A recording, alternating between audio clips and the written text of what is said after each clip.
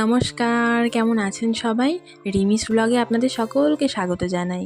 আজকে সোমবার, সকাল এখন 10:45। তো আজকে বহুদিন পর জানেন আমার কলেজে গিয়েছিলাম।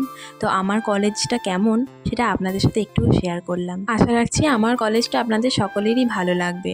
তো চলুন আমার কলেজটা আপনাদের একটু ঘুরে দেখাই। তো এটা আমাদের ক্লাসরুম। দেখুন প্রত্যেকটা দেয়ালে নানান ধরনের একটু ছবি, একটু ফটো টাঙানো আছে। আমরা জানেন কত হই হই করে ক্লাসরুমে আসতাম, আর আজ দেখুন ক্লাসরুমটা পুরো ফাঁকা।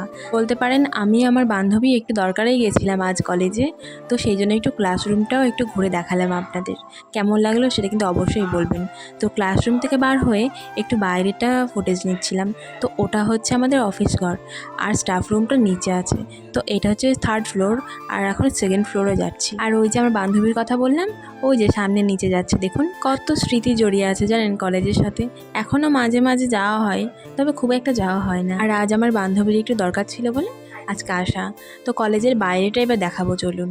এইটা হচ্ছে আমাদের ক্যান্টিনে আর গ্যারেজে যাওয়ার রাস্তাটা। আর ওই যে দূরে দেখতে পাচ্ছেন টিনের বড় একটি ছাউনি দেওয়া জায়গা মতো, ওটা হচ্ছে পার্কিং প্লেস।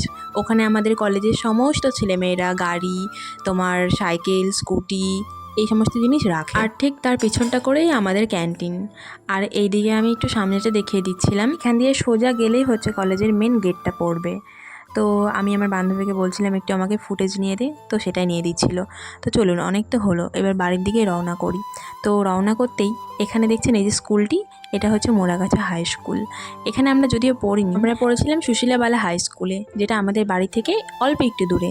তো বাড়ি এসে আমি আর খিদে সহ্য না করতে পেরে খেতে বসে পড়েছিলাম। তো তারপরে একটু ছাদে চলে গিয়েছিলাম ঘুরতে।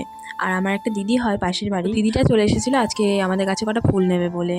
তো আমিও একটু ফুটেজ নিচ্ছিলাম ফুল গাছের। ইদানিং জানেন নীলকণ্ঠ ফুলটা একটু বেশিই ফুটছে আমাদের গাছে, রোজই প্রায় দেখি 30টা 40টা এরকম করে ফুটছে। আর এইদিকে সাদা ফুলের গাছটি দেখুন, যদিও ছোট গাছটি, সেই জন্য বেশি আর ফুল ফোটে না, 4টে 5টা কি 6টা এরকম করেই রোজ ফোটে, তার বেশি আর ফোটে না। আর রাখি পূর্ণিমা তো সামনে চলেই আসছে, আপনারা তো জানেনই। আর আমাদের বাড়িতে কাজ হয় এটাও আপনারা জানেন। তো আজকে রাখিগুলো এইরকম ছিল। বাচ্চারা এইরকম ধরনের রাখি ভারী পছন্দ করে বলুন, সেই জন্য রাখিগুলো বানিয়েছেও দেখুন কি সুন্দর, তাই না?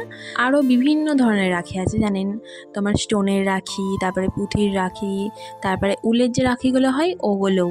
আর এইদিকে আমার দিদি প্যাক করে নিচ্ছিল রাখিটা। এটা হচ্ছে প্রথমে একটা কার্ডের মধ্যে দুটো সুতোটা ভালো করে পুরে তারপর পিছনে একটু ভালো করে বেঁধে দেওয়া টাইট করে, যাতে এটা খুলে না যায়।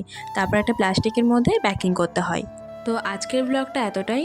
সবাই ভালো থাকবেন, সুস্থ থাকবেন, আর নিজেদের খেয়াল রাখবেন। দেখা হচ্ছে খুব শিগগিরই নতুন একটি ব্লগে। তো আমার ভিডিও ভালো লাগলে একটু লাইক কমেন্ট করে আমার পাশে থাকবেন। সবাই ভালো থাকবেন, টাটা।